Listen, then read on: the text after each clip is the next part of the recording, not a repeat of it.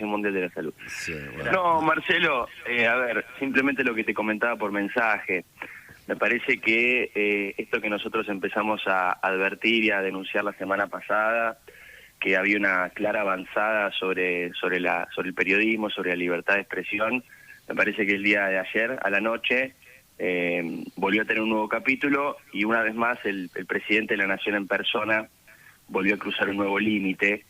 Le cuento, por mucha gente seguramente no lo habrá visto. Permitime un segundito, sí, claro, que me parece importante aclarar este punto. En este caso, la molestia, evidentemente, del presidente o del jefe de gabinete es sobre las preguntas. Correcto. Ese es el aspecto que más me llamó la atención, ¿no? El hecho de que haya ocurrido un episodio que vas a contar ahora, pero que está vinculado al hecho de que vos has formulado preguntas, que las hubiera hecho yo, María, Willy, Leandro, cualquier periodista hubiera preguntado básicamente lo mismo, ¿no? Dale, perdón por la interrupción. No, por favor, no, súper importante. Lo que ocurrió es que ayer el presidente de la Nación retuiteó un video editado sobre mi discusión del otro día en Telenoche con el jefe de gabinete Santiago Cafiero, en el cual, luego de cada respuesta del jefe de gabinete Cafiero, se me coloca a través de la edición una trompada a mí, como que el jefe de gabinete me estaba dando trompadas ante cada respuesta que daba.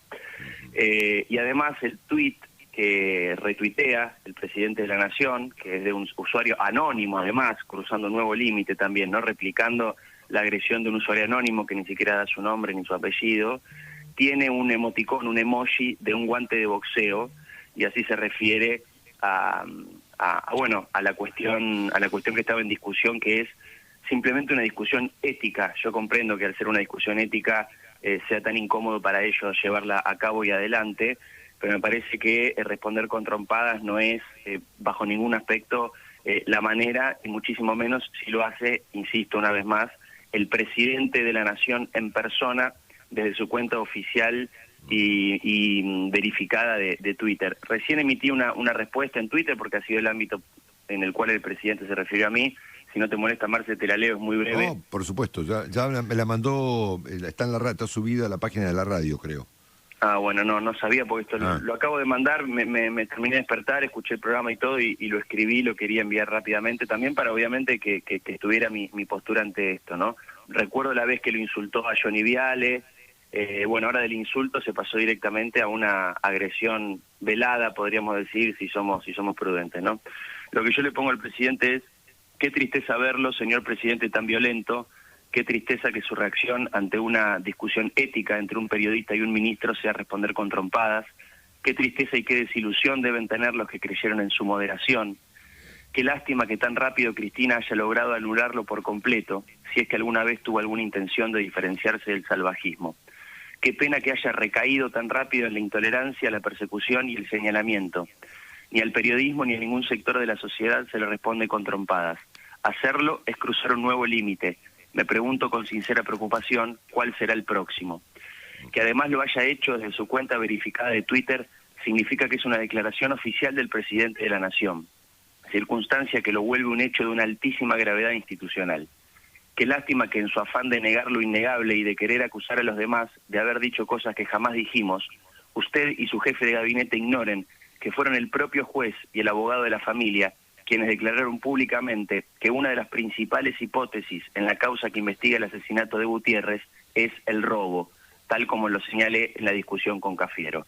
Qué lástima y qué pena que el presidente que juraba que vino a cerrar la grieta recurra a las trompadas como símbolo y metáfora para responderle a un periodista. Muy buena respuesta, ¿no? Las trompadas son, en este caso, virtuales, ¿no? Pero bueno, tu padre y yo hemos sufrido en alguna oportunidad trompadas no virtuales, ¿no? Sí, absolutamente. Sí. Es que esto comienza de esa manera. Claro, obvio, ¿no? La violencia siempre empieza por las palabras, siempre. Es decir, es un fenómeno históricamente comprobable, ¿no? Antes de la violencia hay palabras, siempre, sí. Es así. Sobre todo en un país, Marcelo, donde no es que hay que imaginar la posible reacción de la violencia. Vos mismo lo acabas de decir, hay acontecimientos del pasado que prueban que la preocupación que nos genera, no individualmente, porque yo no estoy preocupado por mí, sino por lo que esto representa, Hace falta simplemente ir al pasado, a ver lo que pasó con vos, lo que pasó con mi viejo, lo que pasó en su momento con Johnny Viale, con Luis Majul, sí, claro, con Daniel Santoro. Hay cientos y cientos y cientos de ejemplos en la Argentina de Nisman que la violencia y la política de la mano son un grave error y que ya ha llevado a la Argentina a las peores consecuencias que puede tener una democracia, y mucho más en un contexto tan delicado, tan difícil, donde la muerte producto de una enfermedad desconocida está a la vuelta de la esquina, donde hay mucha gente que se siente incómoda con las decisiones que ha tomado el gobierno para paliar la crisis vinculada a la cuarentena y a la pandemia. Me parece que es una situación de extrema delicadeza donde, lejos de hacer este tipo de reacciones, recién Cafiero en otra radio acaba de decir que era un chiste lo de Alberto Fernández. Me permito, con el respeto que se le merece a la investidura de ambos, que las trompadas y la violencia no son algo con lo que se deba bromear, menos en este contexto y menos si lo hace, insisto, personalmente el presidente de la Nación. Yo planteaba el jueves pasado al respecto de lo que estaban viviendo otros periodistas, hoy lamentablemente me ha tocado a mí, pero mañana puede ser otro. Es como 678, pero ahora atendido por sus propios dueños, porque la edición malintencionada y la agresión velada ya directamente la publican en sus redes, tanto Alberto como Cristina. Sí, además esto viene de un ambiente ya enrarecido de antes, inclusive desde la época del gobierno anterior, con los periodistas, hubo seguimientos a periodistas. En este caso, en el caso más reciente, hubo este intento de encarcelamiento de algunos de ellos. En algún momento se va a conocer algunos detalles, no, yo no quiero mencionarlo, porque no quiero hacer un lío, pero en esta etapa no, en la anterior etapa, en algún punto de la vida de los sótanos de Argentina se discutió la posibilidad de meter una bomba a un periodista. Esto se va a conocer en algún momento próximo, ¿no? Y no es chiste lo que estoy diciendo. No es chiste lo que estoy diciendo. No está el contexto, ¿no?, para los chistes, ni para las bromas, ni para las ironías de este calibre. Empezó con la época de Macri, donde alguna banda imaginó como apropiado meter una bomba a un periodista, ¿no? Y se discutía, se va a conocer, supongo yo, en algún momento próximo, si más o menos virulenta. Después apareció esta historia de perseguir periodistas bajo el argumento de que eran poco menos que espías y eventualmente detenerlos, y no estuvimos lejos de que eso ocurriera. Y ahora estas cuestiones que ya vienen de hace tiempo del presidente, molesto por las críticas, con violencia de carácter virtual. Nada, es un cuadro triste, digamos, ¿no? ¿Qué sé yo? Es un cuadro delicado, por esto que yo también intentaba plasmar en este comunicado, ¿no? O declaración o respuesta, como le querramos llamar. Si todos los días cruzamos un nuevo límite, de verdad me pregunto cuál será el próximo, y espero que no sea tarde, espero que estemos en posibilidad de preguntarlo a tiempo, ¿no? Tanto esfuerzo que hace en todo caso el presidente Fernández, que en algunos momentos tiene, diálogos con la prensa más profesionales y más cercanos. En algún punto empieza a parecerse a aquello de lo que quiere diferenciarse, por ejemplo, de Bolsonaro o de Trump, ¿no? Que tienen los mismos arranques y los mismos impulsos contra la prensa independiente, no iguales. Esto es un denominador común en muchos liderazgos mundiales hoy en día. Trump y Bolsonaro son un ejemplo. Que Alberto Fernández ingrese en el capítulo Bolsonaro-Trump-Fernández, a mí me llama la atención, ¿no? Porque yo no conocía ese aspecto del presidente Fernández, ¿no?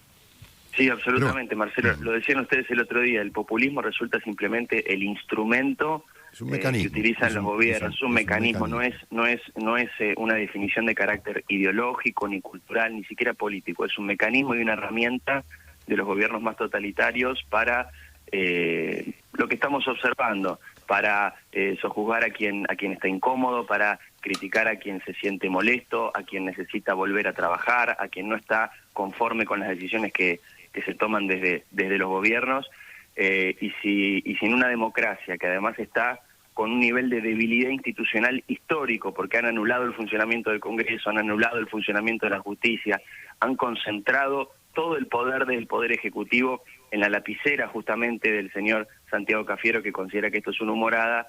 Me parece que es un contexto lo suficientemente delicado como para optar rápidamente por otra actitud. En algún momento hasta preguntábamos, lo decía el propio Jorge Lanata el domingo, ojalá el presidente Fernández mostrara algún freno, se solidarizara con esta situación, o le pusiera un tope, un coto a esto que estaba ocurriendo con el periodismo. Bueno, lejos de repudiarlo, se subió a esta ola y de la peor manera. Perdón, Marcelo, buen día, sí. Diego, Willy aquí. Willy, querido. Solo para recordar que en el caso de la polémica que vos tuviste con el jefe de gabinete, la realidad es que todo el mundo publicó, e incluso creo que la investigación que se está llevando adelante por la Scotland Yard de Santa Cruz, entiendo que la investigación va justamente sobre el móvil del dinero. Creo que el mismo Willy, creo que fue el mismo juez que dijo que a este muchacho lo apretaron y lo mataron por plata. Y obviamente todo el país sabe cómo este muchacho hizo la plata. Sí, todo el país menos el jefe de gabinete a quien se lo consulté y no quiso responder esa pregunta.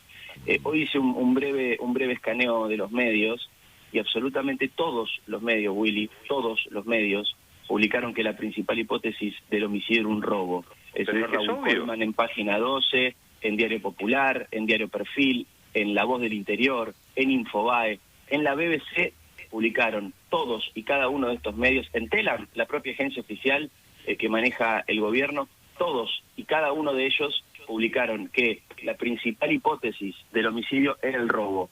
Esto lo negó en la entrevista Santiago Cafiero, negó que hubiese algún vínculo institucional entre un crimen de un testigo arrepentido.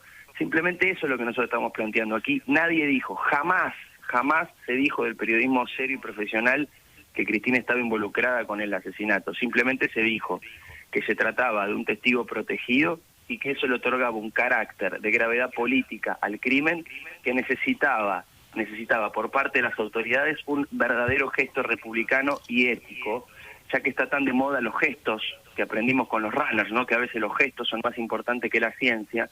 Bueno, en este caso lo que se pide es un gesto de transparencia absoluta, incluso si es necesario de sobreactuar transparencia para que a nadie le queden dudas, porque un fiscal no puede ser familiar de la persona que denunció el asesinado. Tiene el deber de excusarse para clarificar las cosas. Y si de verdad no hay nada que ocultar, como todo indica, bueno, con más razón, justamente lo sano, lo democrático, lo prudente y lo simbólico, y lo que corresponde es que se investigue lo que pasó sin ningún tipo de prepisas ideológicas o de marcos ideológicos que rápidamente, a 24 horas de haberse conocido el hallazgo del cadáver brutalmente asesinado y golpeado, ya el juez, el abogado querellante y la familia salieron a descartar hipótesis cuando en realidad el trabajo de la justicia es buscar hasta las últimas consecuencias. De hecho, las imprudentes declaraciones del juez de la causa, insisto,